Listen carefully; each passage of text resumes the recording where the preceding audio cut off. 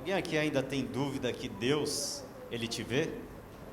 Que Deus, Ele ouve até mesmo o seu pensamento?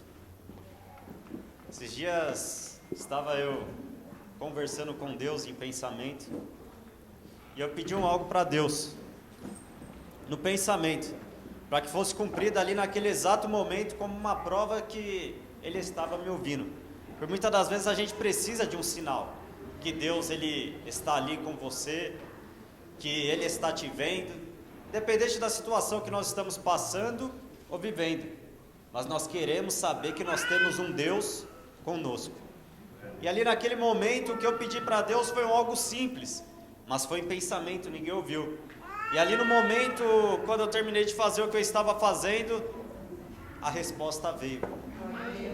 Quando a resposta veio, eu comecei a falar com Deus em mistério. A pessoa que estava do lado não entendeu nada, deu vontade de falar na pessoa que Deus usou para cumprir o pensamento que eu tinha dito com Deus. Deu vontade de voltar lá e perguntar: você é da igreja, você é crente, você é alguma coisa? Mas não, Deus Ele usa a pessoa que for para cumprir aquilo que Ele tem falado ou que você tem conversado com Ele. Então Deus Ele ouve até mesmo o seu pensamento. Então não pense que Deus Ele não está te vendo, que Deus Ele não está te ouvindo, porque Deus Ele está te vendo, Deus Ele está te ouvindo, independente da situação do qual você esteja passando. Talvez você não entenda e nem mesmo compreenda, mas Deus Ele está te vendo. Abra no Evangelho de Jesus Cristo, segundo escreveu João, capítulo de número 4.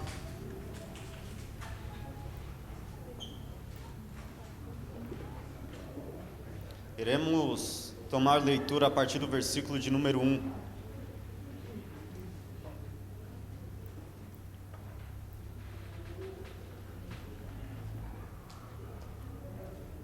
Diz assim o subtítulo, a epígrafe desta Bíblia: A mulher de Samaria. Versículo de número 1. E quando o Senhor entendeu que os fariseus tinham ouvido que Jesus fazia e batizava mais discípulos do que João, ainda que Jesus mesmo não batizava, mas os seus discípulos, deixou a Judeia e foi outra vez para a Galileia, e era-lhe necessário passar por Samaria. Quero repetir somente o versículo 4, que diz: e era-lhe necessário passar por Samaria. Feche os seus olhos, pensa somente em Deus. Senhor nosso Deus e nosso Pai, nós te agradecemos até este momento que podemos cultuar ao Senhor, mas chegou o momento da tua palavra e eu venho pedir que o Senhor venha falar conosco de uma maneira especial, que o Senhor venha me usar como teu instrumento nesta terra.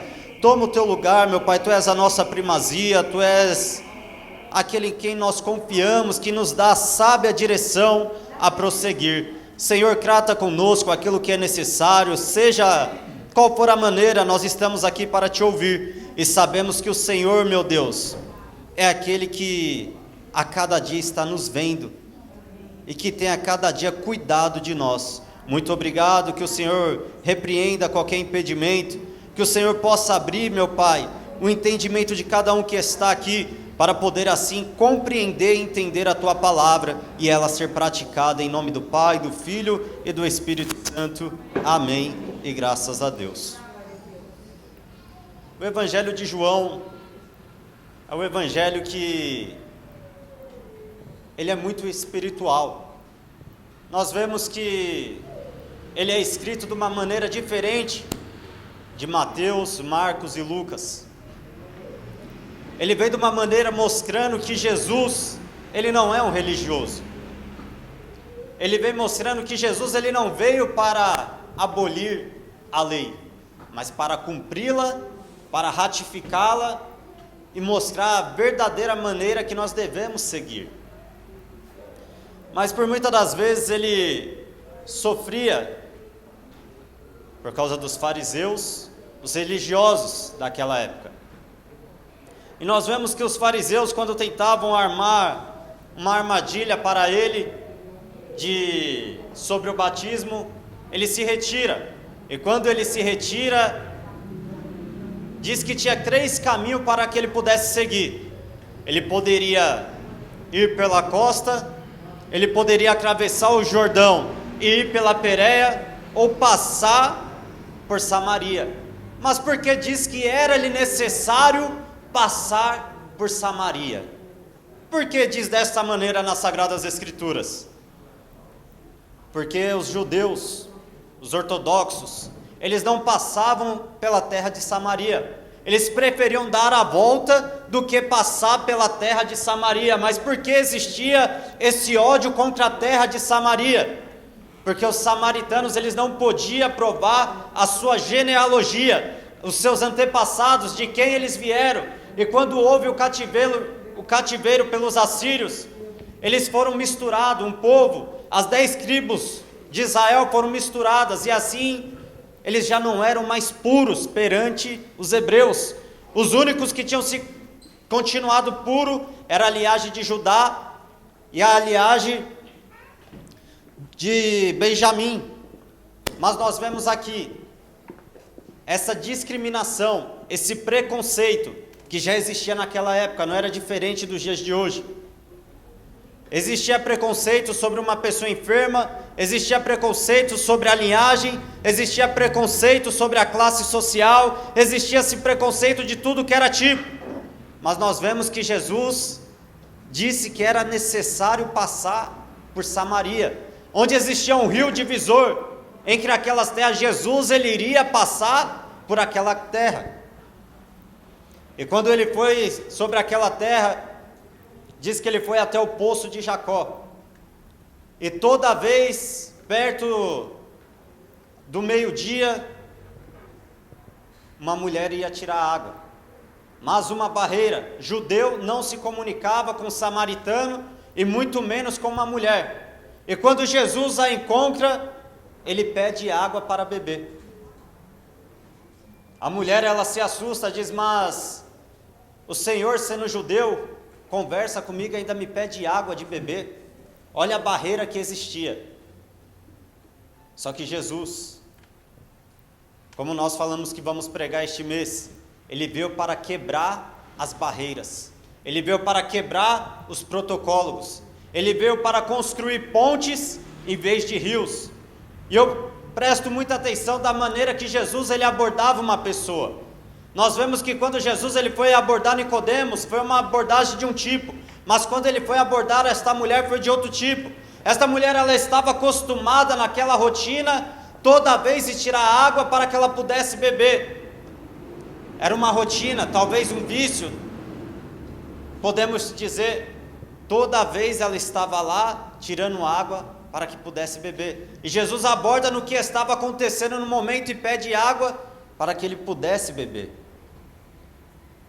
Quando a mulher se assusta, ele fala para ela: se tu soubesses quem é que te pede água, tu me pedirias águas para que tu pudesses beber. Mas como que nós somos? Nós ouvimos verdades espirituais e logo saímos das verdades espirituais e começamos a olhar para o natural. Mas Senhor, da onde que tu vais tirar água para que eu possa beber? Jesus muitas das vezes está querendo operar um milagre na minha e na sua vida. Nós queremos saber de que forma Jesus ele vai operar o milagre. Mas Senhor, como que tu vais operar? Jesus ele tem várias maneiras de operar. E quando ele começa a dialogar com aquela mulher, ela fala: Senhor, mas tu é maior do que Jacó, que deixou esse poço para nós. Jacó só poderia satisfazer as necessidades materiais daquela mulher.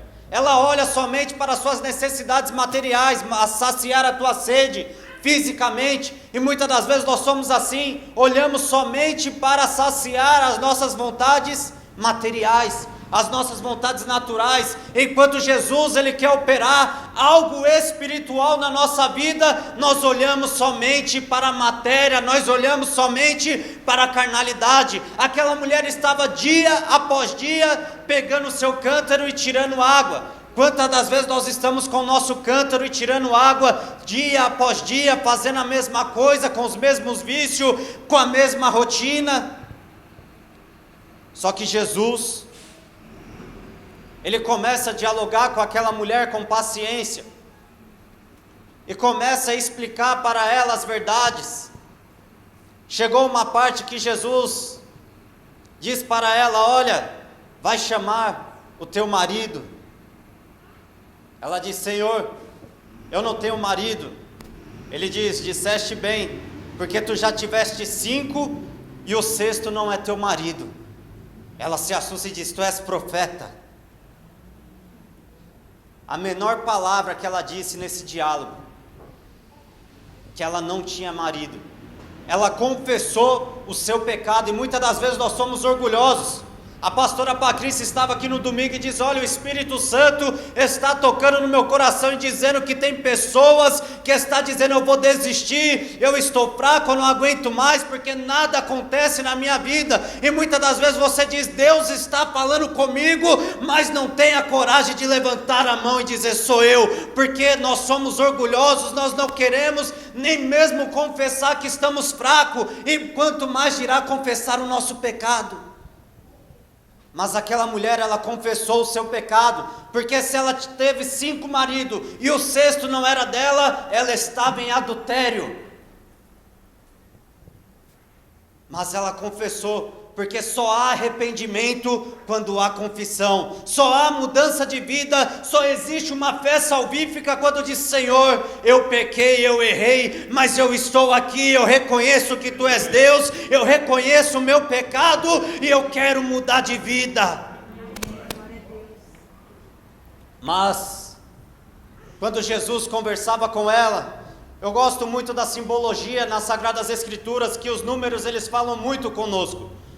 O pastor Ricardo, ele pregou sobre as 6 talhas de vinho. O número 6, eu acredito que no 6º dia Deus criou o homem. Então eu entendo que é um número que simboliza o homem. E quando disse para aquela mulher: olha, os 5 que tu tiveste, não é teu, foram teus maridos, e o 6º não é o teu, eu entendo que até ali foi o homem.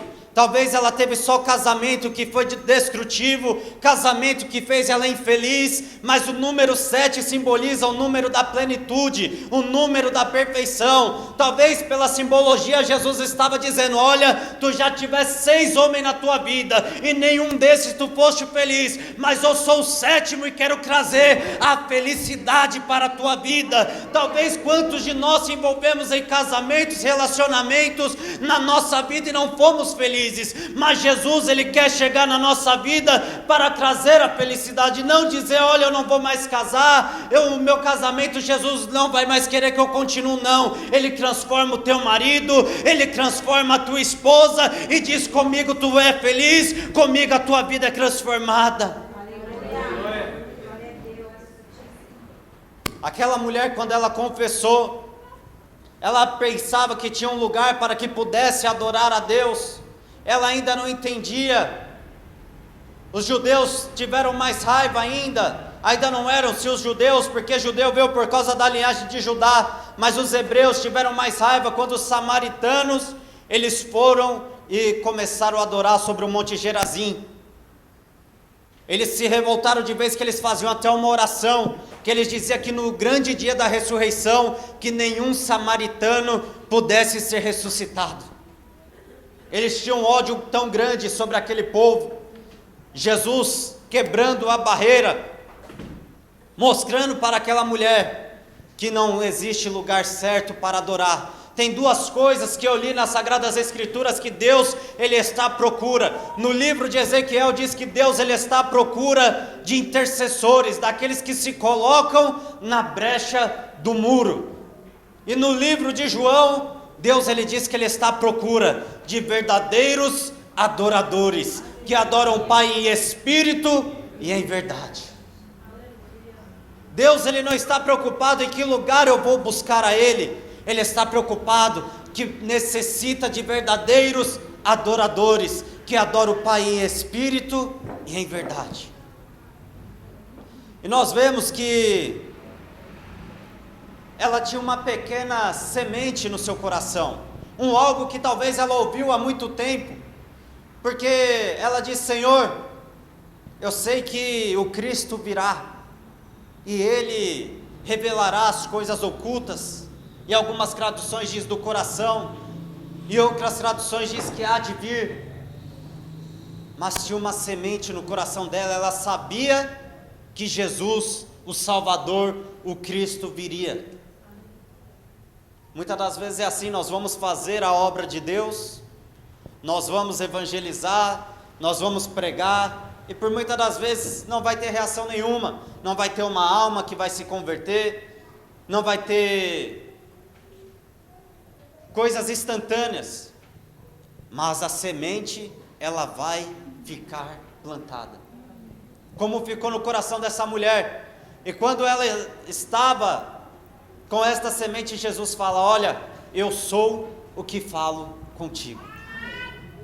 Jesus mostrou ser o Messias.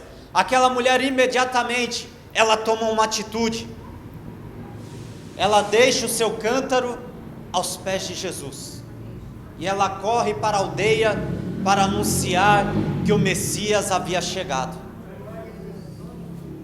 Os rabinos diziam que era melhor queimar a lei do que entregá-la a uma mulher, mas eu acredito que Jesus, ele pensava diferente, porque aquela mulher, ela se tornou uma missionária, e ela conseguiu levar uma cidade para Jesus, e o cântaro que ela deixou aos pés de Jesus, talvez ela não iria mais precisar, talvez ela entendeu que a verdadeira água, nunca mais ela iria precisar usar aquele cântaro para que ela pudesse tirar a água, porque aquele cântaro só servia para ela satisfazer as suas necessidades naturais, as suas necessidades materiais, e quando ela deixou, ela estava reconhecendo que nunca mais ela iria precisar continuar naquela rotina, que nunca mais ela iria continuar talvez do seu vício. E hoje é o dia que eu te convido, nesta noite, a deixar o teu cântaro, que até hoje você tem ido no poço de Jacó, tirar água aos pés de Jesus. Hoje eu te convido verdadeiramente a você confessar o teu pecado, a você reconhecer e dizer que o Senhor Jesus, Ele é o Deus da sua vida. Fazer como aquela mulher, porque se você não tem força para confessar o teu pecado, me desculpe dizer, você ainda não está convertido. Digo isso para mim também, quando muitas das vezes nós não temos força para confessar os nossos pecados, nós ainda não nos convertemos. Aquela mulher, ela entendeu e ela se converteu. Qual que é o teu cântaro até o dia de hoje? Qual que é o teu cântaro que você tem tirado essa água? Que por muitas das vezes você tem esquecido das verdades espirituais e começado a viver somente nas coisas materiais. Jesus, ele estava com fome, ele estava vindo de uma longa jornada, mas eu acredito que ele tinha uma fome e uma sede maior, uma fome e uma sede por alma, porque os seus discípulos, eles tinham ido buscar comida, mas quando eles voltaram, ele estava realizando a sua obra sobre aquela mulher. Então era necessário ele passar por Samaria. Por muitas das vezes nós dizemos: Senhor, fui no culto hoje, o culto estava vazio, fui pregar, tinha somente 2, 3, 4 pessoas, mas não importa. Jesus, ele pregava para multidões, mas também ele pregava para uma só pessoa. E diz que era necessário passar por Samaria, e Samaria não tinha uma multidão, tinha somente uma mulher, e era necessário passar por aquele caminho, o caminho onde era desprezado, onde aquelas pessoas eram desprezadas, excluídas da sociedade da época, mas era necessário Jesus, ele construir uma ponte para salvar aquele povo. Então que o preconceito não seja motivo em nossas vidas, que nós não sejamos criadores de rios, divisores, mas que nós sejamos criadores de pontes, aproximação. O rio, ele serve para dividir, a ponte, ela serve para aproximar. Então que a partir de hoje, eu e você, sejamos construtores de pontes. Não importa a pessoa, não importa a classe social, não importa a cor de pele, não importa o tipo da pessoa, que nós sejamos construtores de pontes e podemos assim levar a mensagem de Cristo. Quando aquela mulher, ela chegou na sua cidade. Talvez ela poderia ser taxada como uma prostituta, mas Deus, ele mudou a vida daquela mulher, e é dito que ela se tornou uma missionária. Então não importa a pessoa. Eu fico vendo hoje, imagina, muitas das vezes existe uma lésbica, um homossexual, até nós que somos cristãos, muitas das vezes temos aquele receio de chegar a falar de Jesus. Eu acredito que Jesus, ele não ia olhar para isso. É errado, sim, é errado, mas existe um algo maior, existe uma vida independente da escolha daquela pessoa, que pode ser mudada. Então que a partir de hoje, nós não olhemos mais a pessoa, o que ela é ou o que ela está fazendo, mas naquilo que ela pode se tornar. Amém? Se coloque de pé em nome de Jesus.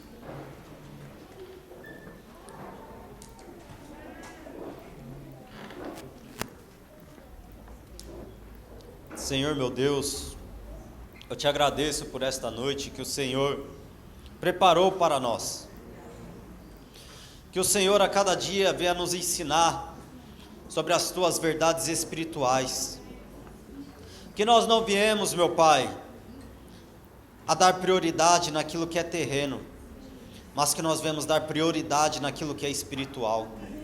Meu Pai, nós entendemos a tua palavra e colocamos todas as nossas culpas, todas as nossas transgressões, todas as nossas iniquidades, os nossos pecados, que até hoje, meu Pai, nós tenhamos cometido.